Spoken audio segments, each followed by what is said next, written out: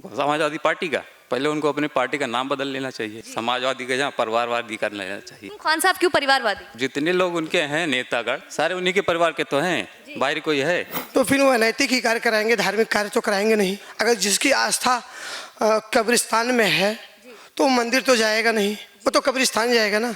जिसकी आस्था शमशान में है, लोगों के इलाज में नहीं है, तो कब्रिस्तान जाएगा, इलाज के लिए अस्पताल तो जाएगा नहीं। राजनीति चल रही है घर से घाट तक, घर से इलाज तक नहीं चल रहा है, घर से घाट तक का राजनीति चल रही है। लोग कहते हैं हम उसके घर से घाट तक जाते हैं, ये लोग नहीं कहते हैं कि हम भैया उसके घर गए और उसको फला अस्पताल ले जाके इलाज करवाए, इसकी जिंदगी बचाए। उनको पता ही नहीं होगा सिंदूर क्या होता है, उनको बस वही पता है जो समझना चाहते हैं। उनका मानसिकता हिंदू नहीं है वो? लगता तो नहीं है मुझे, क्योंकि हमने तो कभी ऐसा देखा नहीं कि वो सिंदूर लगा के आए। और जबकि वही हमारे यहाँ की महिलाएं उसको पूजती हैं, सम्मान देती हैं, सर के ऊपर लगाती हैं, मत्थे पे लगाती हैं। एक बार बहुत बहुत स्वागत है आपका पॉलिटिकल इंडिया में।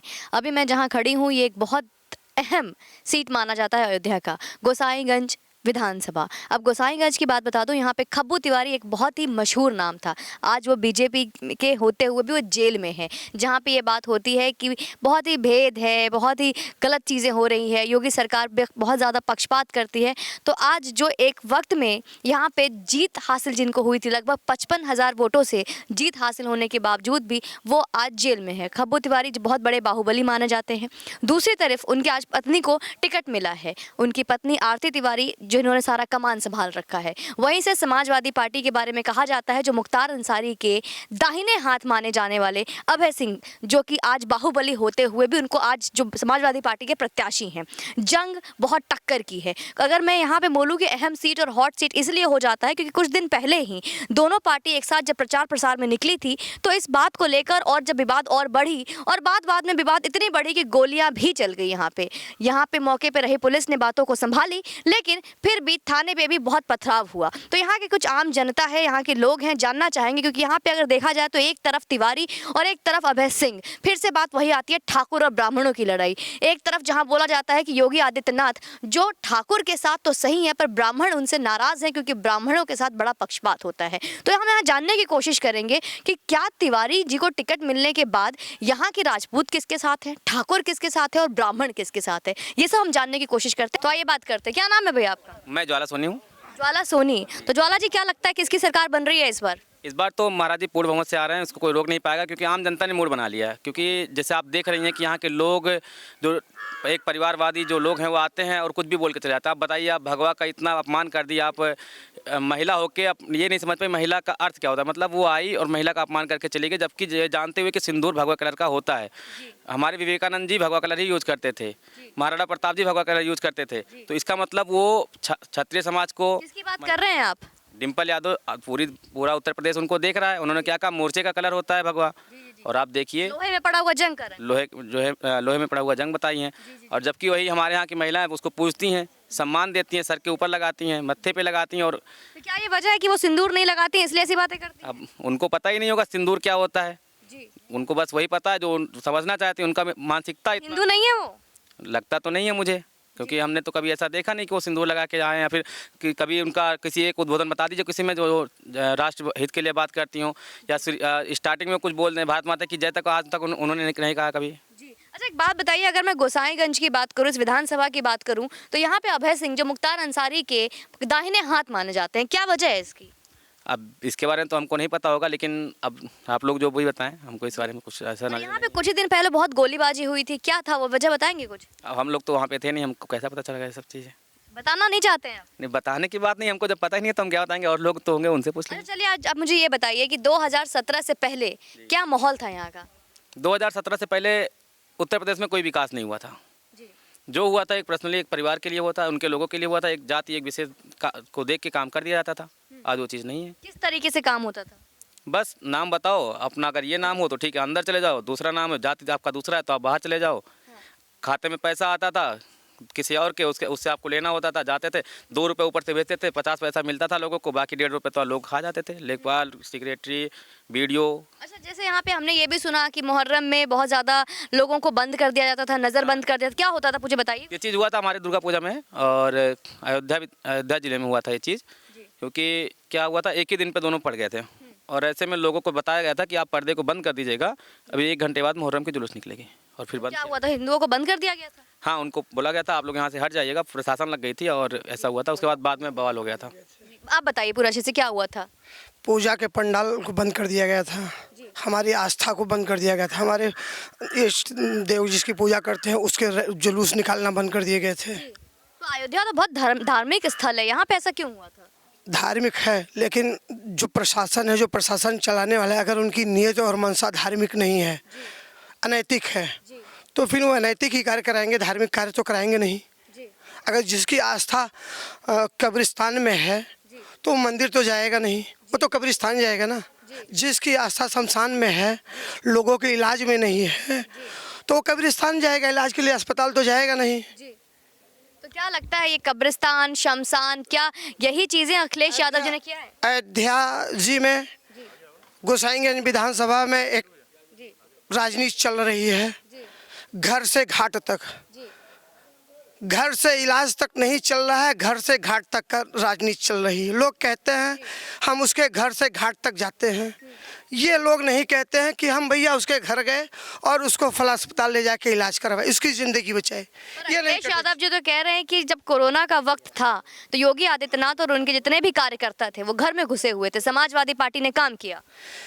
अब मीडिया से बेहतर इन सवालों का जवाब आम जनता नहीं दे सकती है मीडिया के पास, क्योंकि मीडिया, अगर योगी जी नहीं चल रहे थे, अखिलेश जी चल रहे थे, तो अखिलेश जी के साथ भी मीडिया चलती है।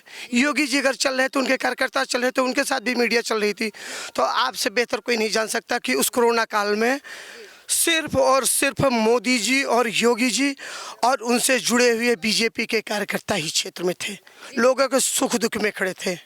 आप अगर रिकॉर्ड आपके पास हो तो आप अपने बैग में जाइए, रिकॉर्ड देखिए कि आपको मिले कि किस गांव में, किस क्षेत्र में, कहाँ के विधायक, कहाँ के पार्षद, कहाँ का कार्यकर्ता काम कर रहा है। अच्छा एक बात बताइए सर, आपसे बात करेंगे कि वो बोला कल रोड शो था यहाँ पे अखिलेश यादव जी का। अखिलेश यादव जी के रोड शो में ये कहा जा रहा है कि बाहर बाहर से भी लोग आए थे और जो आए थे उन्हें पैसे दिए गए थे, ऐसा भी है क्या कुछ? ये तो नहीं मालूम है मुझे, जी, लेकिन मतलब जो भीड़ है वो योगी आदित्यनाथ से जो ज्यादा भीड़ दिख रही है, मतलब लोग ज्यादा खुश हैं अखिलेश यादव जी के साथ? जी नहीं, ऐसा कुछ नहीं है। योगी जी ने जो काम किया है वो तो दुनिया देख रही है, जनता देख रही है। तो जनता जो साथ में थी वो कौन थे फिर? वो पैसे की जनता थी जी, तो आप मानते हैं कि पैसे देके यहाँ पे भीड़ बुलाई गई थी? जी, क्योंकि यहाँ जो भी प्रत्याशी लड़ रहे हैं वो समाजवादी शासनकाल में इतना अनाप शनाप पैसा कमा लिए हैं, तो उनके लिए पैसे का वैल्यू नहीं, और जो मेहनत करके कमाता है वो ऐसा पैसा खर्च नहीं कर क्या सकता। अभय सिंह जी को बाहुबली क्यों कहा जाता है? नहीं, बाहुबली तो नहीं कहा जा सकता है, लेकिन एक माफिया के वो गुर्गे हैं और उनमें अनैतिक कार्य करने के सारे गुण व्याप्त हैं, और जो समाज का सीधा साधा वर्ग होता है वो ऐसे लोगों से भिड़ना नहीं चाहता, वो अपनी इज्जत और सम्मान, अपनी रोटी के लिए परेशान रहता है। सीधा सीधा ब्राह्मण और ठाकुरों का लड़ाई है एक तरह से देखा जाए तो क्या है यहाँ ब्राह्मण और ठाकुरों का मूड? नहीं, कहीं कोई ब्राह्मण ठाकुर की लड़ाई नहीं है। क्या नाम है आपका? अजीत सिंह। तो सिंह साहब आप किसको वोट देंगे? हम तो बाबा जी के सपोर्ट में हैं, आरती तिवारी जी को वोट करेंगे। जी, तो ये तो बोला जाता है कि ब्राह्मण नाराज है। कहीं नहीं नाराज है, वो ब्राह्मण नाराज होंगे जिसको अनैतिक कार्य करने का चांस ना मिल रहा होगा। जो सच्चे लोग हैं, जो ईमानदार लोग हैं, ईमानदारी से रोटी खाना चाहते हैं, ईमानदारी से काम करना चाहते हैं, उनके लिए बाबा ही जरूरी है। और जो 1 रुपया लगा के 1 लाख रुपया कमाना चाहते हैं, उनके लिए संप्रदायवाद और सांप्रदायिक दंगा फैलाने वाली पार्टियों की आवश्यकता है। अच्छा एक बात बताइए सर, आपको बाबा को, जब आपके योगी आदित्यनाथ को बुलडोजर बाबा क्यों कहा जाता है? उन्होंने अच्छा काम किया है, बुलडोजर चलाया है, और जितने भी बुलडोजर चलाए हैं, जितने भी बुलडोजर चलाए हैं, बहुत अच्छा बुलडोजर चलाया है। अतीक अहमद जैसे, मुख्तार अंसारी जैसे गुर्गों को उन्होंने अंदर किया है। इससे ज़्यादा और क्या चाहिए हमारी जनता को, हम लोगों को? जो भी हो सही, ऐसा ही शासन चाहिए कि जो पूरे यूपी को अच्छी तरह से चला सके। और बाबा वाला बुलडोजर अभी तो सर्विसिंग में गया है, 11 तारीख को फिर से चलेगा। जितने भी गुंडे माफिया हैं वो सब अंदर ही रहे, चाहे जो भी हो। जी, एक वीडियो बहुत वायरल हो रहा है योगी आदित्यनाथ का, जो हेलीकॉप्टर पे वो देख के बहुत खुश हो रहा है कि मेरी सभा में बुलडोजर खड़ी है और देखो ये मेरी सभा है, इस तरह के बहुत खुश हो रहे हैं। तो क्या वजह हो सकती है इसकी? इसको तो मैं नहीं बता सकता हूँ, लेकिन बाबा जी के जो बुलडोजर के बारे में आपने कहा वो तो बहुत ही सही है। ऐसा ही बुलडोजर दोबारा भी चलना चाहिए। और मैं ऊपर वाले से कामना करता हूँ कि 11 तारीख को बाबा जी का बुलडोजर फिर से आ जाए, और जितने भी माफिया हैं, जो 2-4 बाहर बचे हैं, वो भी अंदर हो जाएं, बस यही अगर हम अयोध्या में राम मंदिर की बात ना करें तो और क्या विकास हुआ है आपके अयोध्या में पिछले 5 साल में? पिछले 5 साल में तो बहुत विकास हुआ। कितना रोड मिला, लोगों को बिजली मिली, गैस मिला, और राशन 2-2 3-3 बार आदमी को मिल रहा महीने में। और क्या चाहिए, पेंशन बढ़ी गरीबों का, वो कन्याधन, वो अरे क्या बोलते हैं उसको, 2000, मतलब वो तो मोदी वाला हो गया। हाँ, सुकन्या योजना, तमाम योजनाएं ऐसी हैं जो नहीं मुंह से निकल रहा है, नहीं याद आ रहा है, लेकिन ऐसी ही सरकार चाहिए बाबा। और अखिलेश यादव जी का भी रोड शो हुआ था, काफी भीड़ उमड़ी थी वहाँ पे। अखिलेश यादव जी कह रहे हैं कि इस बार तो पक्का तय है कि उनकी सरकार बन रही है। वो तो बौखला गए हैं, देखते हो कैसे बोलते हो, पुलिस आप ही लोग तो देख रहे हैं। उनको तो वो लग गया उनको कि हम कहाँ पे जाने वाले हैं। उनकी बौखलाहट सामने है। और 10 तारीख वो तो कह रहे हैं बीजेपी के बूथ पे भूत नाच रहा है। अरे वो तो उनके सपने में भी तो आ रहे हैं, भगवान कृष्ण भगवान आ रहे हैं, अब तक तो नहीं आ रहे थे। और उनके आज तक कभी दर्शन करने भी नहीं गए। अयोध्या को फैजाबाद ही बोले हैं भैया, अयोध्या को फैजाबाद ही बोल रहे थे, एक बार भी अयोध्या नहीं बोले पहले जनसभा में। हाँ, जितनी बार का अपमान है, ये अवध की धरती का अपमान है। तो ये आप कल की रोड शो की बात कर रहे हैं? जी, तो उन्होंने फिर से अयोध्या को फैजाबाद बोला। फैजाबाद बोला है जी, तो क्या लगता है इसका क्या असर पड़ेगा इस बार चुनाव में? कोई असर दिखेगा? हाँ, असर दिख रहा है, पड़ेगा नहीं, दिख रहा है। तक पहुंच ही नहीं पाए थे अयोध्या तक। क्या असर दिखेगा? ये अवध की नगरी है और यहाँ भगवान श्री राम के चरणों में कमल खिल रहा है। जी। अच्छा, एक बात बताइए, यहाँ पे अपर्णा यादव जी भी आई थी, कल अखिलेश यादव जी भी आए थे, तो दोनों एक ही परिवार से हैं। उन्होंने इस तरह से बोला कि मुंह तोड़ जवाब देना और जरूरत पड़े तो मुंह तोड़ भी देना। अपर्णा यादव जी ऐसा बोल रही हैं, तो कैसे देखते हैं आप इसको? अब देखिए क्या है, अपर्णा यादव जी भी मुलायम सिंह की बहू हैं, अखिलेश की भाई की पत्नी है। तो अब एक संस्कारी पार्टी में आई हैं। अब उनका एक कल्चर था, अपने कल्चर से निकल के किसी अच्छे कल्चर पे आ रही हैं। थोड़ा सा उनके साथ अन्याय और जाती हुई है, तो जोश में कुछ। जी, मैं ज़रूर बोलना चाहूँगा, क्योंकि उन्होंने जो बात कहा कि ज़रूरत पड़े तो मुंह तोड़ देना। अरे जो डायरेक्टली पुलिस को, हमारे यहाँ जो प्रशासन संभाल रहा है, जो पूरे प्रदेश को देखना है, मतलब किसी के साथ गलत ना हो पाए इसके लिए वो लड़ रहा है, उसको आप बुला रहे समाज के बीच में, उसकी बेइज्जती कर रहे हैं पुलिस करके, ये कोई तरीका था? उन्होंने इसी बात पे कहा कि अगर ऐसा अनाप शनाप आपको कोई बोलता है, आपसे ज़बरदस्ती करता है, इस इलेक्शन में कुछ परेशानी होती है आपको, तो आप अपने हिसाब से उसको बोल सकते हैं, कोई दिक्कत नहीं इसमें, और हम लोग भी इस चीज़ के लिए तैयार हैं। बिल्कुल से। एक आखिरी सवाल पूछेंगे आपसे, क्या नाम है भाई आपका? सोहेल खान। सोहेल खान, आप थोड़ा आगे आइए। सोहेल खान जी, क्या लगता है किसकी सरकार बनेगी? बीजेपी की सरकार बन रही है, बताइए। क्यों खान साहब, भगवा सरकार के साथ? भगवा सरकार मतलब उनके ऊपर तो आरोप लगाया जाता है कि भगवा सरकार है। आपको भी लग रहा है कि भगवा सरकार है? आरोप लगाया जाता है कि भगवा की सरकार है। कौन विपक्ष यही बात करती है, आज भगवा के ऊपर रंग की भी बात। नाम बताइए ना। देखिए, भगवा को लेकर कितने आरोप लग रहे हैं कि हिंदू सरकार है। विपक्ष में बहुत। 80-20 की बात हुई, 80-20 की बात तभी हो रही अरे है। पहले विपक्ष का नाम तो तो बताइए। योगी आदित्यनाथ की बात करूंगी, 80-20 की बात वही कर रहे हैं। हम बता रहे हैं, विपक्ष का नाम बताइए, कौन सा विपक्ष आरोप लगाता है भगवा सरकार?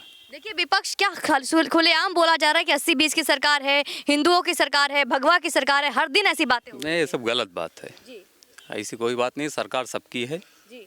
किसी हिंदू और सिर्फ हिंदू की सरकार नहीं है। जी। अगर सिर्फ हिंदू की सरकार होती तो हम लोग क्यों बीजेपी प्रचार करते? जी। तो आपको लगता है कि बीजेपी सरकार आएगी तो फिर से यही सरकार योगी सरकार से आएगी? आएगी। क्यों योगी सरकार? आप क्यों नहीं अखिलेश यादव के समर्थक बनते? अखिलेश यादव को, समाजवादी पार्टी का, जी। पहले उनको अपनी पार्टी का नाम बदल लेना चाहिए। समाजवादी के जहाँ परिवारवादी कर लेना चाहिए। जी। क्यों खान साहब, क्यों परिवारवादी? जितने लोग उनके हैं नेतागण, सारे उन्हीं के परिवार के तो हैं, बाहर कोई है? अच्छा, आप अयोध्या में रहते हैं, यहाँ पे इस तरीके की बात, अभी भाई ने ये भी बताया कि मुहर्रम के वक्त इस तरीके की चीज़ें होती थी कि नज़र बंद कर दिया जाता था। ये बातें भी उन्होंने बोला कि जब यहाँ पे दुर्गा माता का पंडाल होता था उसको नहीं मनाया जाता, इस तरह की चीज़ें होती थी। तो आप इसके साक्षी हैं, आप मानते हैं इसको? नहीं, ऐसा कोई जानकारी हमको नहीं है, तो इसके बारे में कुछ बता नहीं पाएंगे। हालांकि सबकी आस्था, जैसे हमारी आस्था हमारे साथ, इनकी आस्था इनके साथ, उसमें कुछ बोल नहीं पाएंगे। तो एक बार फिर से योगी आदित्यनाथ की सरकार बनाना चाहते हैं? जी जी बिल्कुल। चलिए ठीक है, बहुत बहुत धन्यवाद। तो ये देख लीजिए, सोहेल खान जी भी हैं जो चाहते हैं कि एक बार फिर से योगी आदित्यनाथ की सरकार बने। अयोध्या में है हम, जहाँ पे गोसाईगंज विधानसभा, जहाँ पे यहाँ की हॉट सीट मानी जाती है। जय हिंद, वंदे मातरम।